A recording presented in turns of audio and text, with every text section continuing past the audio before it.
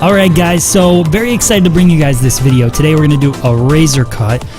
This is a medium length cut. Got a little bit of a shag feel to it, but it's a simple technique. So we start off, we take off the top. So everything parietal ridge back to mid crown, and then I go straight down vertical center back.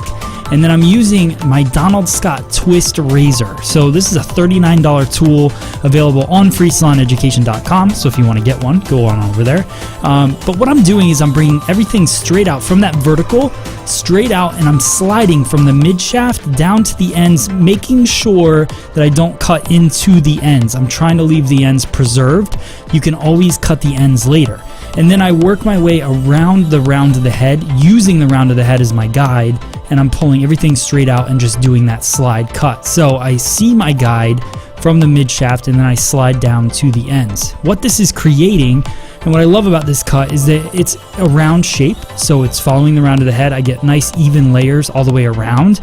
There's no weight lines, so what you're getting is a structured base for the top to kind of lay over. So what we're going to do is we're going to do this kind of haircut where we over direct the entire top section forward and we cut it so it's going to be disconnected from the bottom. So the shorter layers are going to hold the top, that roof up, and give it volume, but we're not going to cut too many short layers in the very top. So that's kind of the basis of this cut. So remember, going around the entire cut, keeping it very simple, just pulling everything straight out from the head, just focusing on the fact that I'm cutting mid shaft and sliding down, not going to the end. So you can see the layers coming to life there.